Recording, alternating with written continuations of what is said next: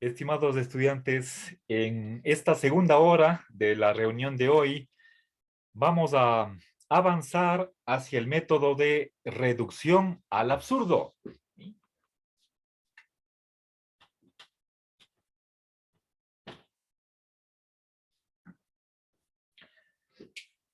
A ver, por favor, quisiera que me recuerden, no sé si yo el semestre pasado les envié un par de hojas sobre esta metodología en una lógica clásica.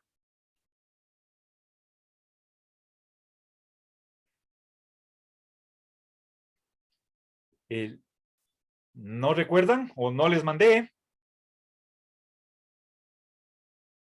Creo que no, profe. Ya. De repente, bueno, gracias. Con todo, voy a revisar si es que les he mandado o no.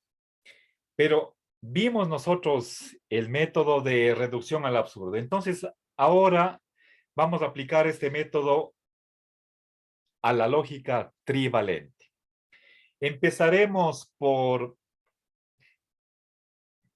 oraciones sencillas y simples, pequeñas, y gradualmente, paulatinamente, poco a poco, incrementamos la complejidad. ¿Sí?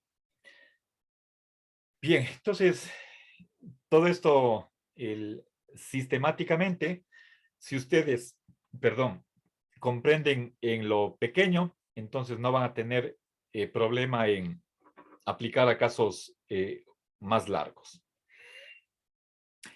Bien, recordemos cuál es la forma de argumentación en general por reducción al absurdo. ¿Sí? A ver, en lógica, la palabra absurdo podemos, a ver, si estuviéramos en la lógica bivalente, un absurdo es una oración que tiene a la vez los valores 1 y 0. Es decir, es a la vez, según la lectura clásica, es verdadera y falsa, pero en realidad de lo que se trata es que la oración a la vez es totalmente verdadera y totalmente falsa. Eso no puede ser, eso es ilógico, no tiene sentido. Ahora, cuando pasamos nosotros a una lógica multivalente que tenga varios valores de verdad, entonces la noción, la definición de lo que es un absurdo, hay que generalizarla. Una oración es absurda cuando tiene a la vez dos valores de verdad diferentes, cualesquiera que ellos sean. No solamente cuando es 0 y 1, sino cuando puede, en la lógica trivalente podría ser cuando es 1 y medio, cuando es 1, o perdón, 0 y medio. Entonces tenemos no solamente un caso de absurdo, sino tres. Siempre que una oración tenga más de un valor de verdad, entonces eso es un absurdo. Una oración no puede ser. Si las opciones son totalmente verdadera, 50% verdadera, 50% falsa y totalmente falsa, entonces no puede ser dos cosas a la vez. ¿Sí? Es como si aquí tuviéramos tres pisos, si está en el primer piso o planta baja, no puede estar en el segundo.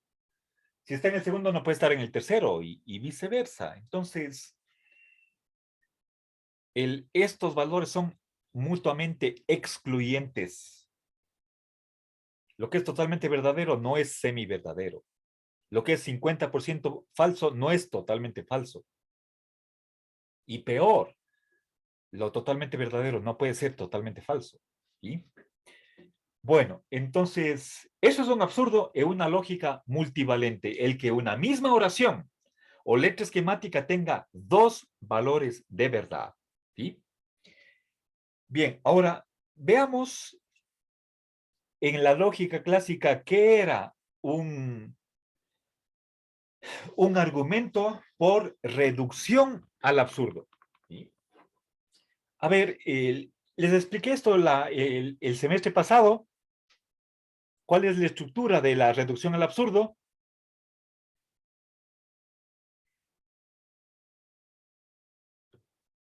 Tengo la impresión de que lo expliqué. Confírmeme, por favor, o díganme que estaba equivocado, que no vimos. Pero contesten, por favor. O no se acuerdan. Profe, yo no me acuerdo, pero creo que sí. Pero nos explicó algo sobre eso, pero es un recuerdo vago que no recuerdo muy bien. Ya. Tal vez no hicimos muchos ejercicios, tal vez simplemente 1 hora, pero bueno, verán, en caso de que sí hayamos visto, les refresco la memoria. Verán, la primera premisa es, llamémosle P, es una hipótesis.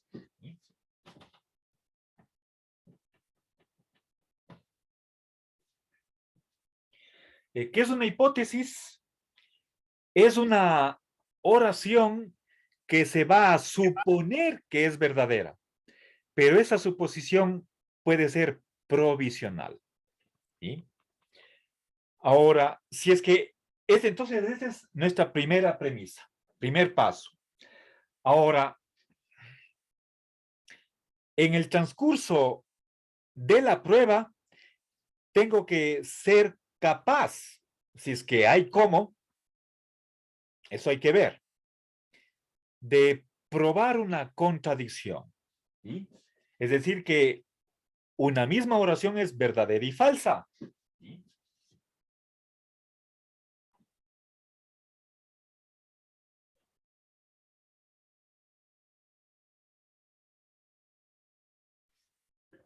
Bien. Entonces, en alguna parte de la prueba llego a esta línea de que la misma oración es a la vez verdadera y totalmente falsa. Esto es un absurdo. ¿Sí? Bien, entonces, aquí pongamos absurdo. No puede ser que a la vez, al mismo tiempo, por ejemplo, esté lloviendo y no lloviendo en absoluto. Eso es imposible. Ahora, la lógica me dice que esto no puede suceder, que es totalmente falso. Es el principio de no supercontradicción. ¿Sí? Es una versión del principio de no contradicción. ¿Sí?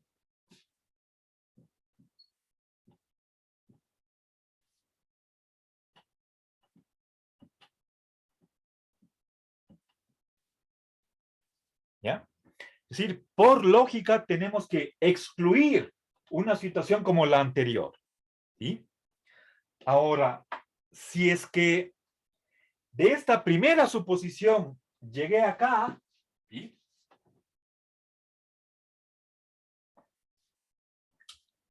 O si quieren con otras palabras, a partir de este antecedente llego a este consecuente, pero el consecuente es totalmente falso. De estas, por lógica, ¿sí? Totalmente falso. De ahí que concluyo, finalmente, ¿quién me saca la conclusión? ¿Sí? Razonen por modus tollens. Si tengo aquí un condicional de que P entraña un absurdo, segunda premisa, ese consecuente es totalmente falso, que concluyo por modus tollens. Respuesta.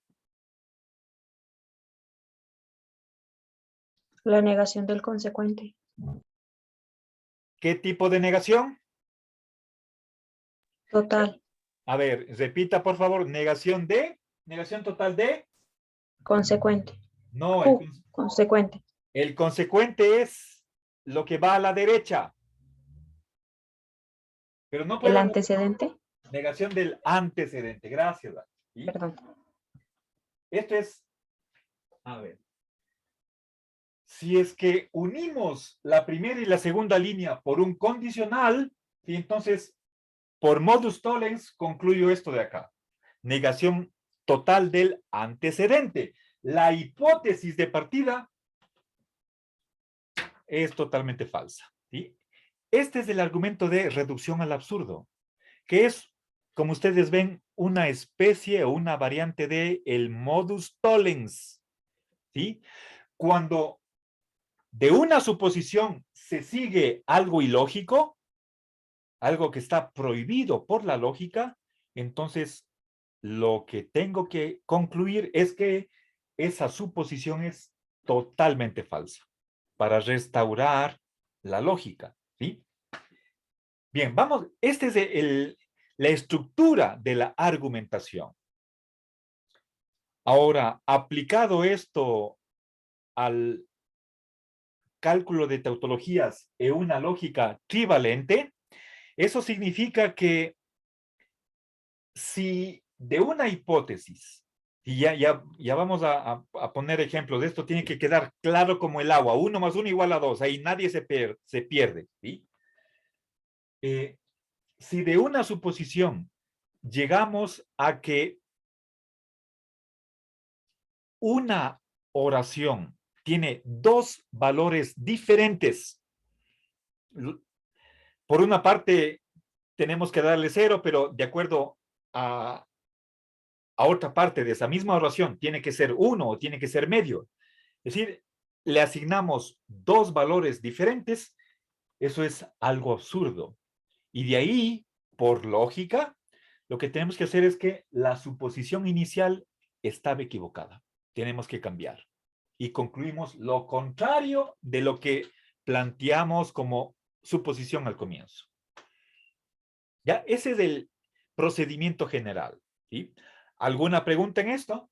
Quizás a primera vista les pueda parecer un poco abstracto, pero ya vamos a poner con ejemplos, empezamos con sencillitos y después vamos complicando cada vez un poco más y más hasta dominar la metodología, ¿sí?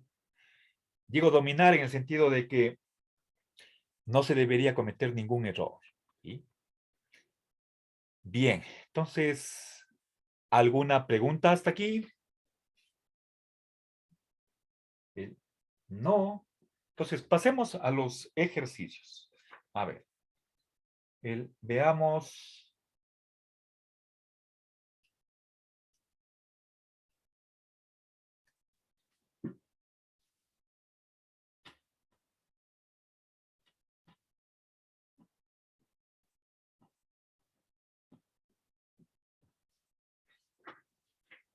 ¿Ya? Entonces, verán, yo les doy, bueno, no trabajamos con oraciones, sino con letras esquemáticas, y por lo tanto, tenemos que utilizar la noción de tautología en sentido amplio, ¿sí? La P no es una oración, es simplemente como si estuviera puntos suspensivos, es un lugar vacío. Indicación de un lugar en donde se debe poner una oración. Esa es una letra esquemática, ¿ya? Bien, ahora, está encerrado entre paréntesis una conjunción. ¿De qué? De una oración y su negación débil. Esta conjunción, a su vez, está negada totalmente, ¿sí? La pregunta ¿es esta negación total tautológica o no? Tenemos solamente una letra esquemática, por lo tanto, a ver, pero no vamos a realizar este ejercicio por tablas verticales. Y les decía en otra ocasión que si es que tenemos 4 letras esquemáticas, a ver, vamos el por orden. La tabla vertical como método de saber, de averiguar si es que una fórmula es tautológica o no, cuando tenemos 2 letras esquemáticas, la tabla tiene 9 filas, ¿ya?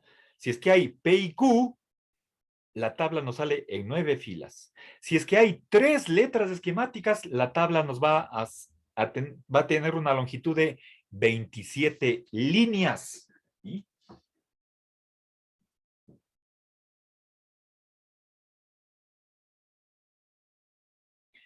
Si es que tuviéramos 4 letras esquemáticas P, Q, R y S, esa tabla, al momento de hacer la tabla vertical, tendría 81 líneas con 4 letras esquemáticas. Imagínense si tenemos una oración que tenga 6, 7, 8 líneas.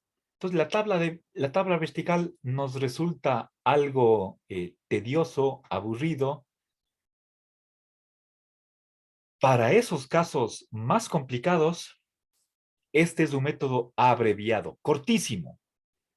Yo puedo tener, y bueno, aquí tengo un ejemplo que no me va a alcanzar toda la longitud de este pequeño pizarrón para escribirles la fórmula, a menos que haga con letras muy chiquitas. ¿Sí? Déjenme contar cuántas letras. ¡Wow! Tengo aquí, son 7 letras esquemáticas y la tabla de verdad tendría que ser de 2187 líneas. Imagínense cuánto es eso. Ya estoy pensando en cuántas hojas nos saldrá. Bueno, creo que nadie va a hacer ese ejercicio con tablas verticales. Pero si hacemos con el método de reducción al absurdo, podemos descubrir la respuesta en una sola línea. En una sola. ¿Sí? Entonces, verán, con otras palabras, la ventaja que tiene este método es que solo vamos a examinar la posibilidad de que la tabla vertical en alguna fila tenga el valor 0. ¿Sí? En vez de examinar todas las combinaciones posibles de valores de verdad de las letras esquemáticas, este método de reducción al absurdo solo se va a concentrar en la posibilidad, es una suposición. Esa es la primera premisa. ¿Qué pasaría si es que la fórmula fuera totalmente falsa? Como suposición. Si de ahí, de esa suposición de que la fórmula no es tautológica, si de ahí se sigue un absurdo, es decir, que alguna letra esquemática tiene 2 valores de verdad, entonces tenemos que concluir que la hipótesis de partida no vale y que por lo tanto la oración inicial no puede ser 0 y por lo tanto no nos queda más que admitir que es tautológica. ¿Ya? Bien, entonces apliquemos este método a este primer ejercicio. ¿Sí? Vamos reafirmando las reglas. Yo les voy a dar una hojita con un resumen de instrucciones. Primero les mando un par de hojas en la lógica clásica. Lean ustedes eso. Luego les mando otro instructivo para aplicar el mismo método en una lógica trivalente. Es una hojita que he escrito yo para ustedes como alumnos de esta asignatura. Bien, entonces, ¿cuál es el funtor principal? En esta oración 1, bueno, recuerden, cuando digo oración, estoy empleando la palabra impropiamente, porque esto no es una oración, sino un esquema, porque P y Q, P y P no son oraciones, sino letras esquemáticas. Entonces, eso es una fórmula, pero cuando digo oración, tómenle mi hablar en un sentido laxo, ¿sí? Y como que no estoy siendo preciso, pero ustedes entiéndanme, ya saben, si es que quisiera ser estricto, cómo debería expresarme, ¿sí? Bien, funtor principal, negación total. ¿Sí? ¿A qué se aplica la negación total? A la conjunción, ¿sí? El primer paso que vamos a dar es el suponer que la oración es totalmente falsa. ¿Sí? ¿Cómo indico eso? Poniendo un 0 debajo del funtor principal. ¿Sí? Esta es la hipótesis que vamos a ver si es que es absurda o no. A ver, entonces, una vez que damos este valor 0 al funtor principal, de ahí saquemos las consecuencias lógicas. Para que esta negación sea 0, ¿cuánto tiene que ser la oración que se está negando?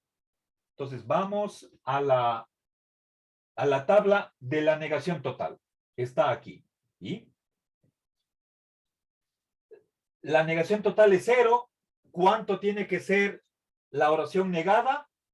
¿Sí? Es 1 o medio. Y eso significa que es designada. ¿Sí? Recuerden, necesitamos emplear esta abreviación, la D, o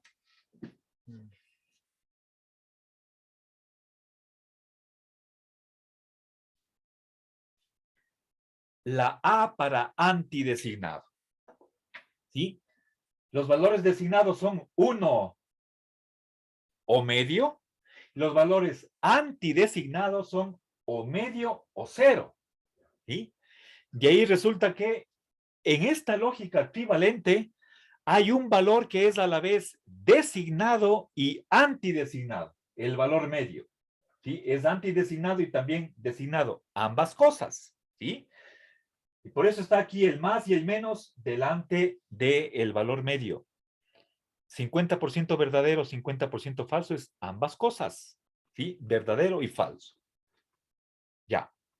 Entonces, a partir del valor de esta negación total, yo descubro cuánto tiene que ser la conjunción. ¿Sí? Si ven,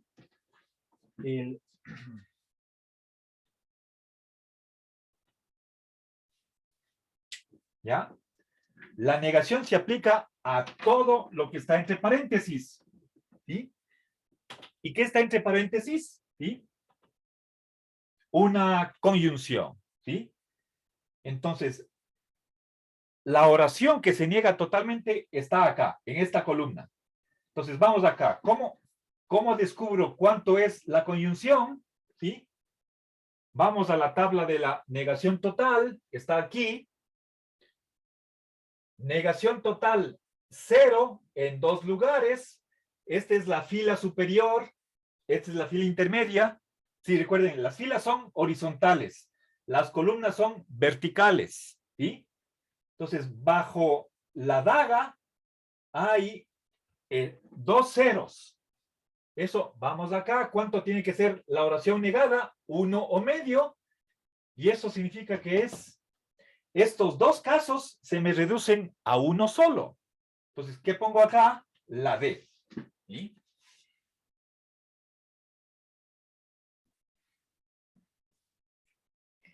A ver, estimados estudiantes, si no quieren ustedes depender de la tabla, y eso sería lo conveniente, pongámonos a pensar, ¿sí? Simplemente por el significado de lo que expresa la daga. Si es que la negación total es, sí, si es que yo digo que esta conjunción es totalmente falsa, y eso que digo es totalmente falso, eso quiere decir que la oración que estoy negando totalmente tiene que tener algún valor de verdad para explicar este 0. ¿Sí? Entonces, si ustedes simplemente se dan cuenta en el significado de los funtores, podrían desarrollar la asignación de valores independientemente de buscar en la tabla.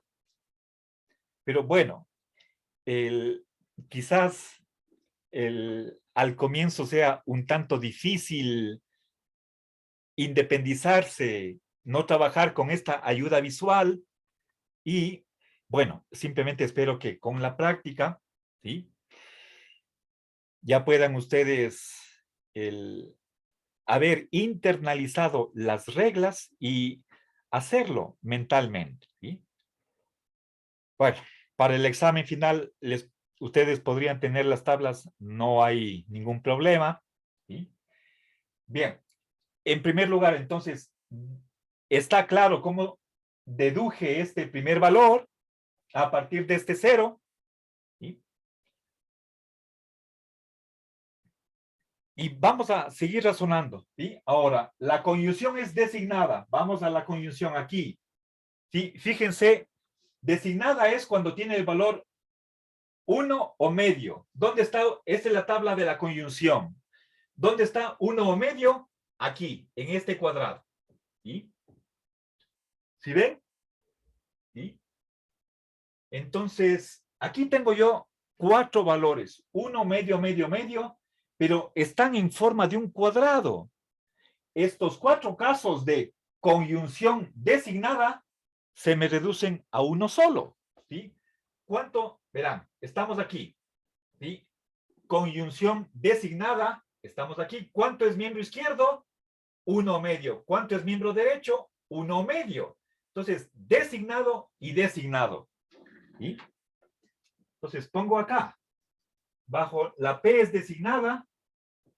Y aquí, miembro derecho, negación débil designada. ¿Sí? Entonces, a partir de la conjunción, llego a los valores de los conjuntos. Para que la conjunción sea designada, los dos miembros, izquierdo y derecho, tienen que ser designados, puesto que la conjunción siempre toma el valor menor. ¿Sí?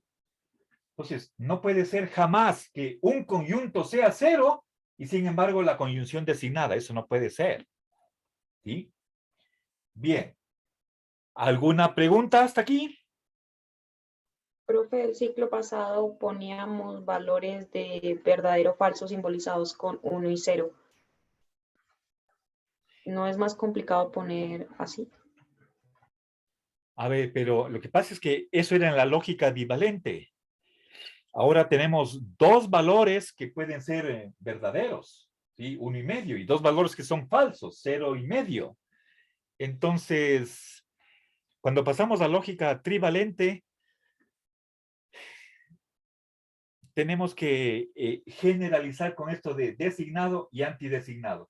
Podemos llamarlo esto como una especie de, no sé si es la palabra propia, es un comodín. No es comodín, pues no. El comodín puede valer como cualquier cosa. No. La D abrevia a 1 o medio.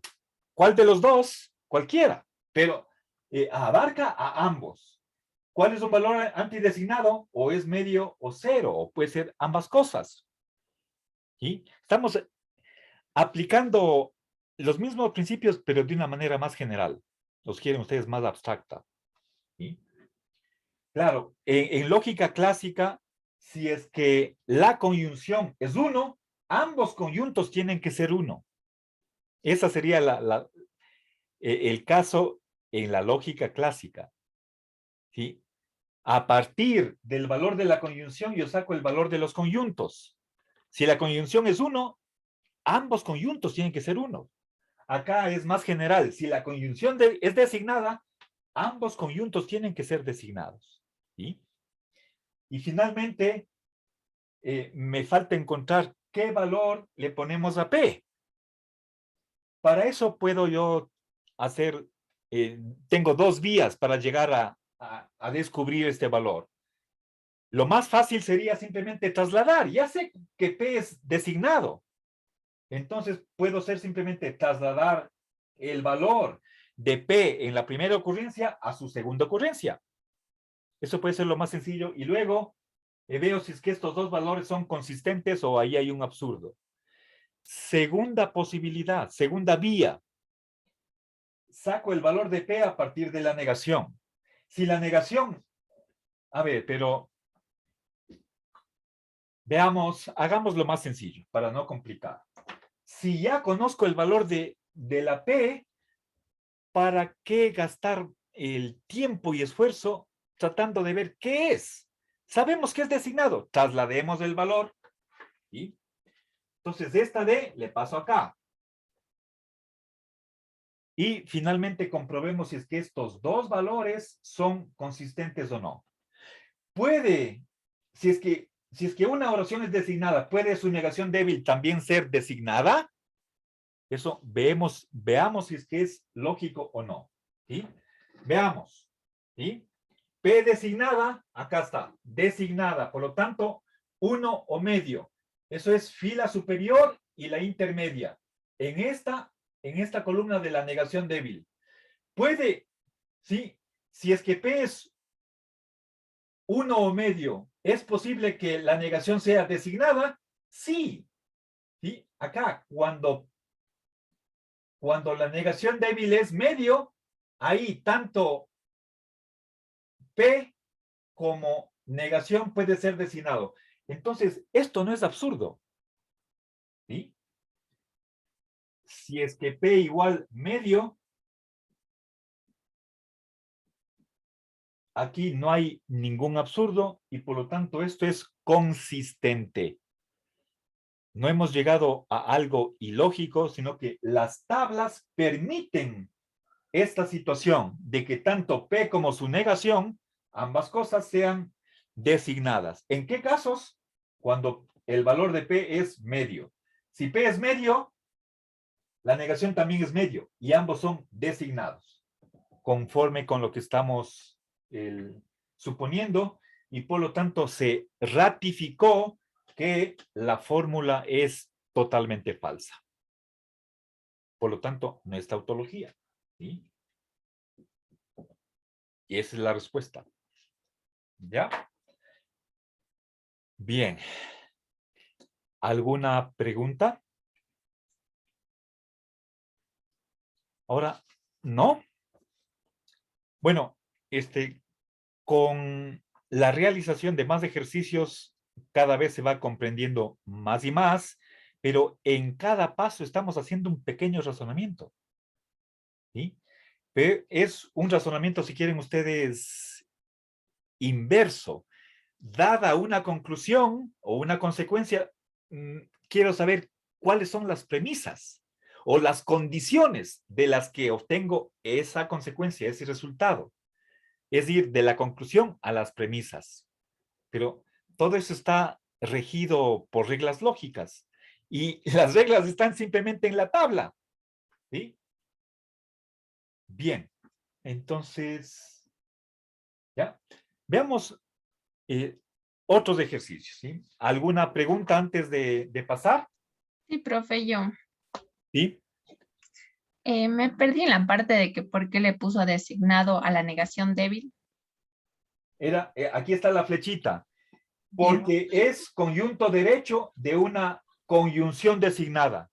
Si la conjunción es designada, ambos conjuntos son designados. Fíjese acá.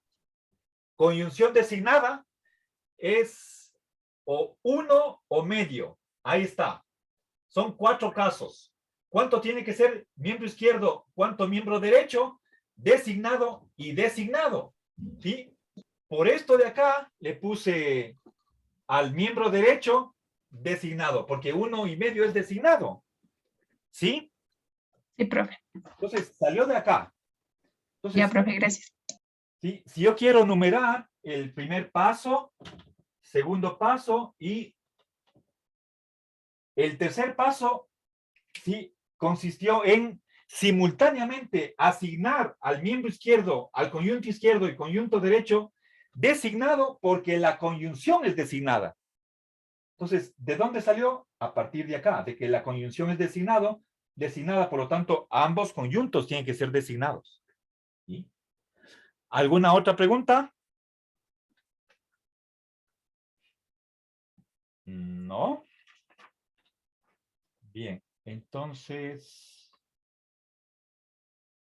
no ha sido tautología. ¿Ya? Ahora, veamos, ¿qué pasa si es que cambiamos, en vez de negación total, ponemos aquí negación débil? ¿Sí?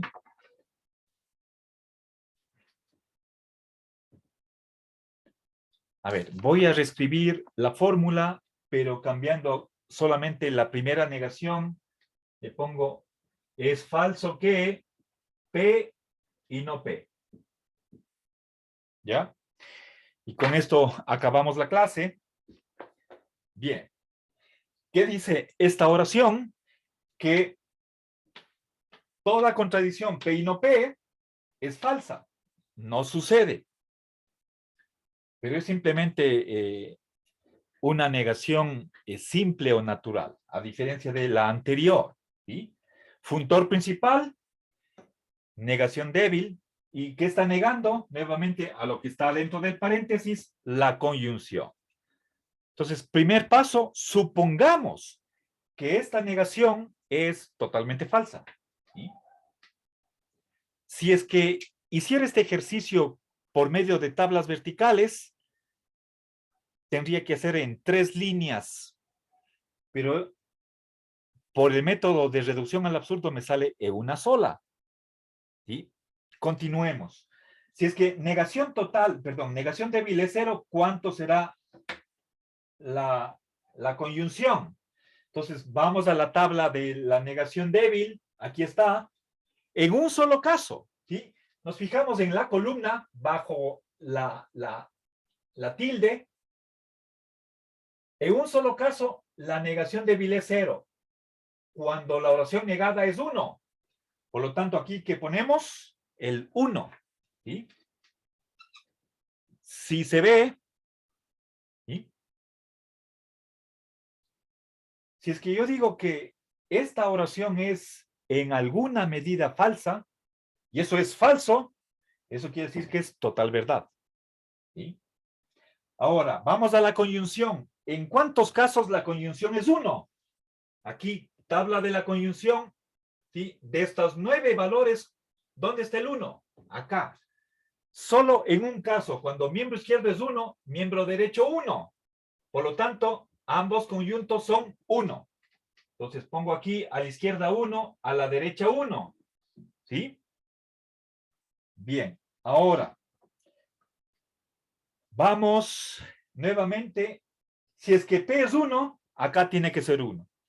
¿Sí? O si quieren, hagamos de la otra manera. ¿Sí? Ahora, voy a sacar el valor de P a partir, pero de esta segunda ocurrencia del valor de P. Yo sé que es 1, pero quiero hacer de otra manera. ¿Sí? Es un poquito más trabajoso, yo no les aconsejo, pero es posible. ¿Sí? Saquemos el valor de P a partir de la negación débil. Negación débil es esta columna de aquí. ¿Dónde es 1? En la última fila, la fila inferior. ¿Cuánto tiene que ser P? 0. ¿Sí? Pongo 0 bajo la P. Y tengo que revisar si es que esto es absurdo o no. Si es absurdo porque P, por un lado es 1, por otro lado 0. Entonces, cuando tengo un absurdo, subrayo los valores absurdos. ¿Sí? Puesto que esto es absurdo, esto está prohibido por la lógica, ¿qué concluyo? Tengo que negar la suposición. Esto es imposible, que una misma oración tenga 2 valores diferentes. Por lo tanto, rechacemos la hipótesis. No puede ser que la oración sea totalmente falsa, y eso lo expreso con una raya inclinada que le esté tachando al 0, lo cual quiere decir que esta negación débil no puede ser 0. Es imposible que sea 0, y por lo tanto, la respuesta es, la oración es tautológica. Y esa es la respuesta. ¿Sí? Bueno, chicos, con esto se me acabó la clase. Ya les voy a subir el conjunto de ejercicios para tablas verticales. Tendrá que ser para el día lunes. Y vamos a continuar haciendo ejercicios con el método de reducción al absurdo. ¿Sí? Vamos a dedicarle a esto algunas horas. Les pido de favor, aplíquense, concéntrense, estén atentos y seguimos avanzando, ¿sí? Un buen fin de semana.